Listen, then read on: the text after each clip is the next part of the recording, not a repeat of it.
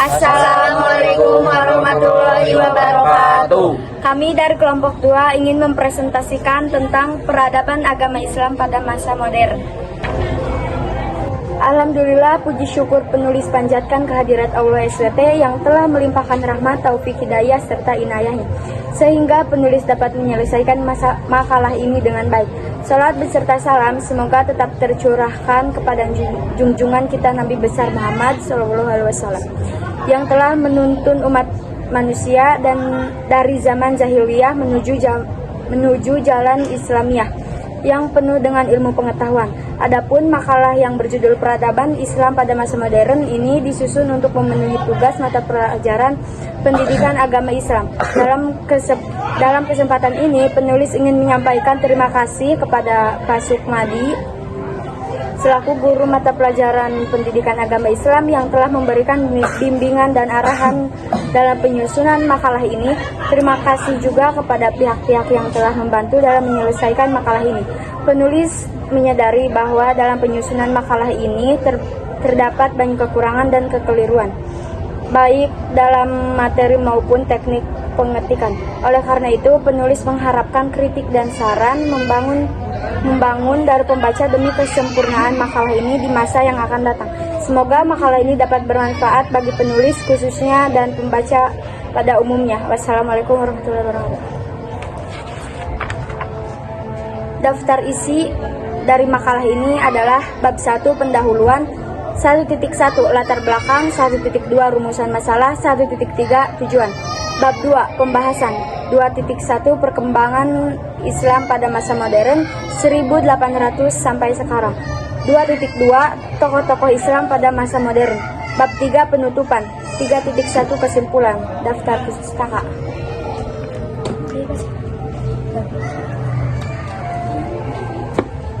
Bab 1 pendahuluan.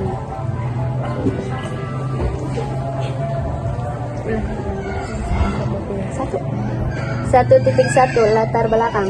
Islam pada masa modern dimulai dari tahun 1800 sampai sekarang.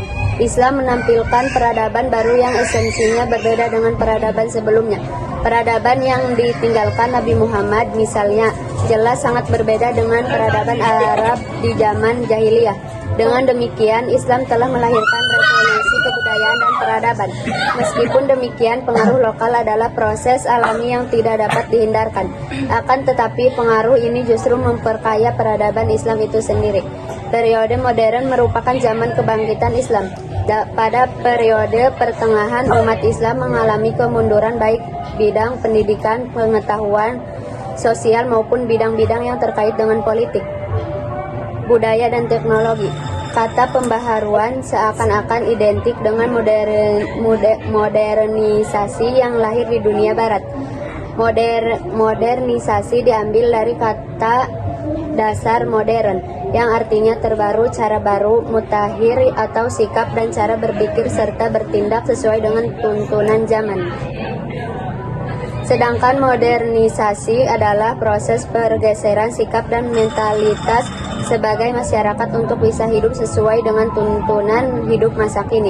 Artinya cara berpikir, aliran gerakan dan usaha untuk merubah paham, adat istiadat dan sebagainya untuk disesuaikan dengan sesuatu baru yang dihasilkan oleh ilmu pengetahuan dan teknologi modern. 1.2 rumusan masalah. Berdasarkan latar belakang di atas, apa yang dapat dirumuskan? 1. Bagaimana pengaruh peradaban Islam pada masa modern di Indonesia? 2. Bagaimana pemikiran tokoh-tokoh Islam pada masa modern? 1.3 tujuan. 1. Untuk mengetahui perjalanan peradaban Islam di masa modern. 2. Pembaca dapat mengambil hikmah serta menginspirasi generasi muda untuk meneladani dan melanjutkan pemikiran tokoh-tokoh Islam dalam mengembangkan Islam yang moderat, toleran, dan berkualitas. Bab 2 pembahasan 2,1 perkembangan Islam pada masa modern 1900 sampai sekarang. Sejarah peradaban Islam memiliki banyak periode penting yang membentuk kondisi dan situasi umat Islam hingga saat ini. Dalam buku sejarah peradaban Islam karya Suyutuhi, Pulungan, Harun Nasution membagi sejarah Islam menjadi tiga periode. yaitu periode klasik 650 sampai 1250 Masehi. Periode pertengahan 1250 Masehi sampai 1800 Masehi, dan periode modern 1800 sampai sekarang pada tahun 1800-an yang termasuk dalam akhir periode pertengahan dan awal periode modern. Peradaban Islam mengalami kemunduran sekaligus kebangkitan. Pada periode pertengahan 1250 sampai 1800 Masehi, peradaban Islam memasuki fase kemunduran dan fase ketiga kerajaan besar. Kondisi umat Islam pada tahun 1800 memasuki fase kemunduran dari adanya tiga kerajaan besar. Awalnya terdapat tiga kerajaan besar Islam, yaitu Kerajaan Utsmani di Turki, Kerajaan Safawi di Persia, dan Kerajaan Mughal di India. Sejak tahun 1700 Masehi hingga memasuki tahun 1800-an, kejayaan tiga kerajaan besar Islam tersebut mulai memudar dan pada akhirnya mengalami keruntuhan. Sejak meninggalnya Sultan Sulaiman Al-Qanuni, Kerajaan Utsmani tidak memiliki sultan-sultan kenamaan yang berpengaruh lagi. Akibatnya terjadi pemberontakan di dalam negeri, peperangan dengan negara tetangga, dan Tentara Utsmani Janissary juga mengadakan pemberontakan. Bersamaan dengan kondisi tersebut, di Eropa mulai timbul negara-negara kuat dan maju yang mengakibatkan kerajaan Utsmani yang semula luas menjadi hanya mencakup Asia kecil dan sebagian kecil dari daratan Eropa Timur. Kerajaan Utsmani pada akhirnya lenyap dan digantikan dengan Republik Turki pada tahun 924. Kerajaan Safawi yang ada di Persia mendapat serangan dari suku bangsa Afgan yang menganut paham Sunni sehingga mengakibatkan kerajaan Safawi menjadi hancur. Begitupun kekuasaan kerajaan Mughal yang ada di India diperkecil oleh pukulan-pukulan Raja India. Kekuatan militer dan politik umat Islam di masa ini menurun sehingga mereka mengalami kondisi kemunduran yang sangat drastis menjelang tahun 1800-an. Napoleon berhasil menduduki Mesir sebagai salah satu pusat terpenting dunia Islam. Jatuhnya pusat umat Islam ke tangan Barat ini mengisyaratkan kemunduran peradaban Islam. Setelah mengakhiri periode pertengahan dengan fase kemunduran mulai tahun 1800 Masehi, umat Islam mulai mengalami fase kebangkitan kembali. Fase kebangkitan ini disebut sebagai periode modern yang berlangsung hingga sekarang. Pada tahun 1800, adanya ekspedisi Napoleon di Mesir berhasil membuka mata dunia Islam, terutama bagi masyarakat Turki dan Mesir, mengenai kemunduran dan kelemahan umat Islam di samping kemajuan dan kekuatan Barat. Hal tersebut menjadi ancaman bagi Islam sehingga raja-raja dan pemuka agama Islam mulai mencari jalan keluar agar mutu dan kekuatan umat Islam kembali meningkat. Kondisi umat Islam pada tahun 1800 setelah memasuki periode modern akhirnya mulai menuju ke zaman kebangkitan.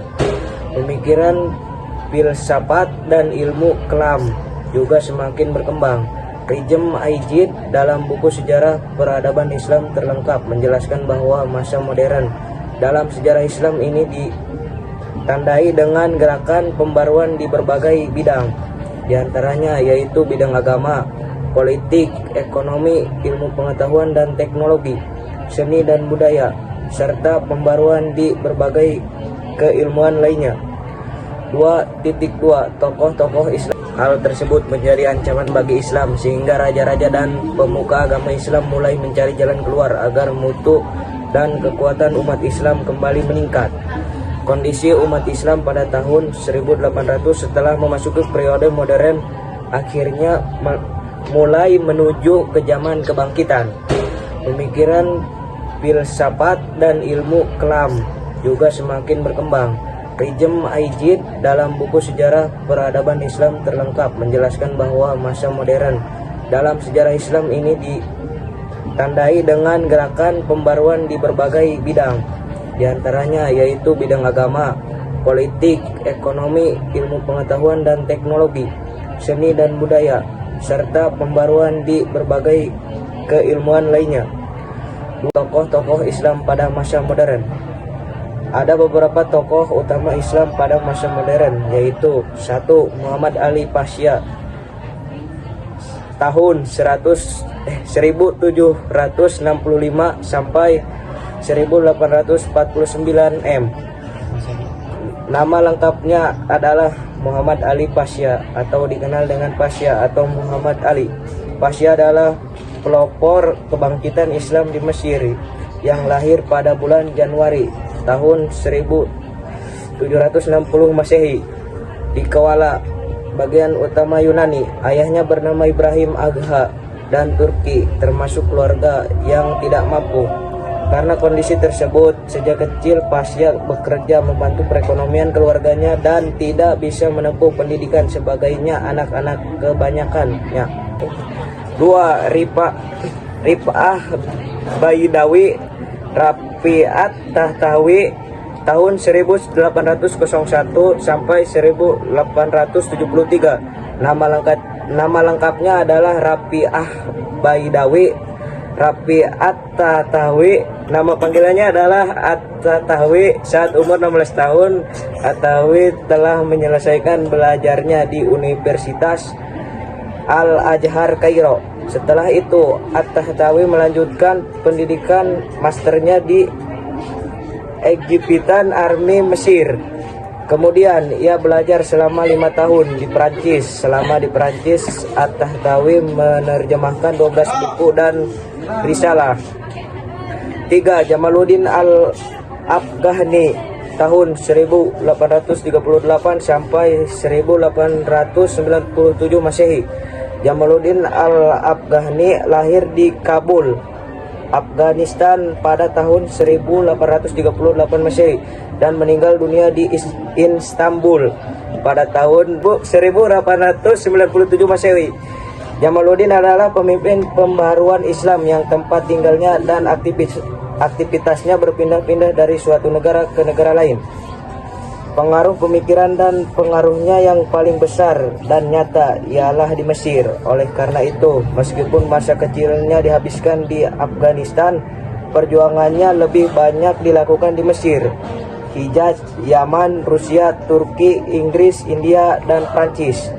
4. Muhammad Abduh tahun 1849 sampai 1905 Masehi.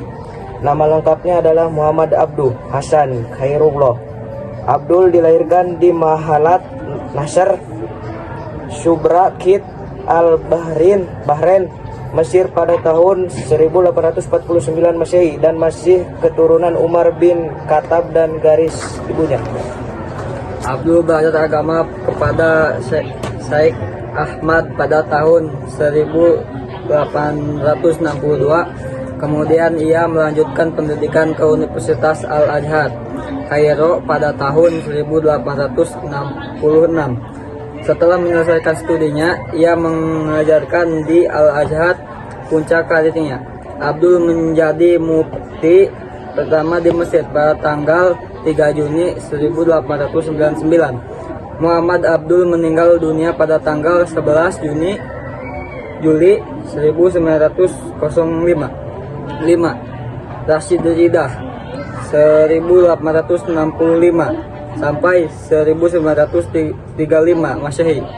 Nama lengkapnya adalah Muhammad Rashid bin Ali Ridha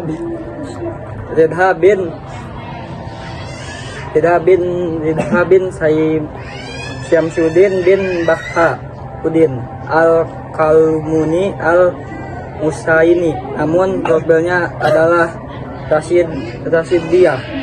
Ia dilahirkan di Kalaumun yang tak jauh dari kota Tripoli, Lambonan pada tanggal 23 September 1865 Masehi.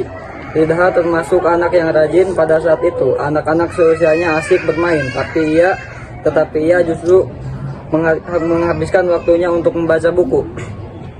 Setelahnya menyelesaikan pendidikan di Kalamuani, ia melanjutkan belajarnya di Madrasah Al-Wathayah Al-Ismail, Sekolah Nasional Islam di Tripoli.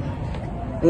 Muhammad Iqbal 1877 sampai 1938 Masehi.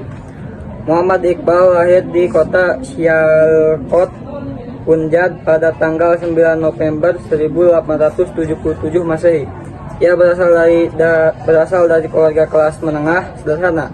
Pendidikan agama pertama kali ia peroleh dari orang tuanya yang juga merupakan tokoh sufi di India. Setelah itu ia menempuh pendidikan di Makatab, Surau. Pendidikan formalnya dimulai di Scottish Mission School di Sailcoat, lalu dilanjutkan ke Government College di Lahore. Pada tahun 1897 Masehi, Iqbal berhasil meraih gelar Bachelor of Art atau BA. 7. Khan Ahmad Dahlan 1868 sampai 1923 Masehi.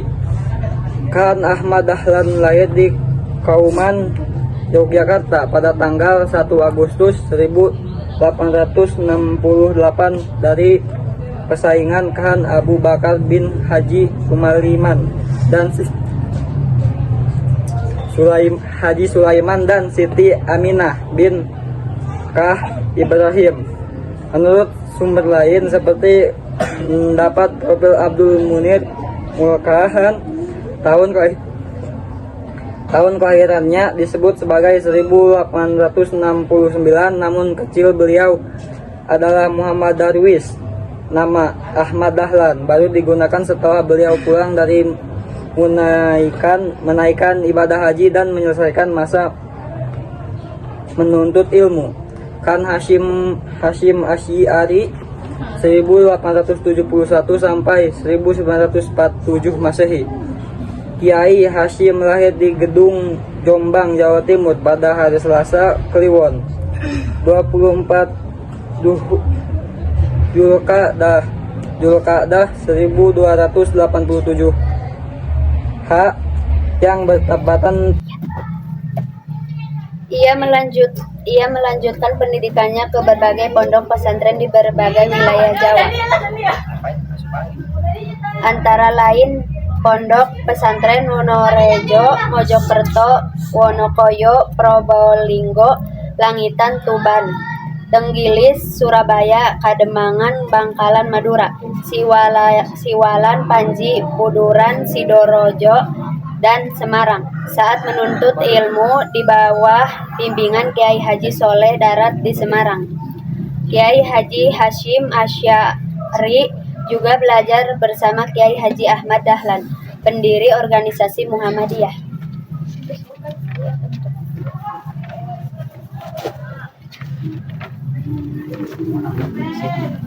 Bab 3 penutup. 3.1 Kesimpulan yang dapat diambil dari perkembangan Islam pada masa modern adalah periode yang dimulai sejak tahun 1800 Masehi. Pada saat ini, umat Islam mulai menyadari kelemahan yang ada pada diri mereka sendiri, serta muncul dorongan kuat untuk mencapai kemajuan di berbagai bidang kehidupan.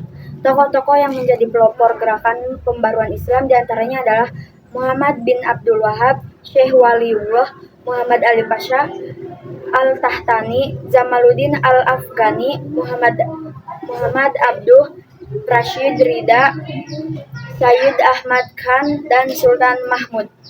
Ketika dunia Islam mengalami masa kemunduran, bangsa Eropa justru berkembang pesat dan mencapai kemajuan luar biasa dalam bidang kebudayaan, ekonomi, ilmu pengetahuan, dan teknologi. Di saat yang sama, wilayah-wilayah dunia Islam berada di bawah pengaruh kekuasaan kolonialisme dan imperialisme bangsa Eropa. Semoga materi ini dapat memberikan wawasan baru bagi para pembaca mengenai sejarah peradaban Islam pada masa modern. Oleh karena itu,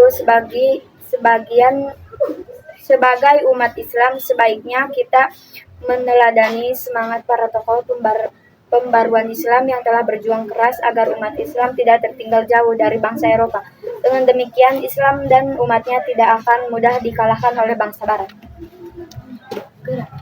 Sekian dari kami. Wassalamualaikum warahmatullahi wabarakatuh.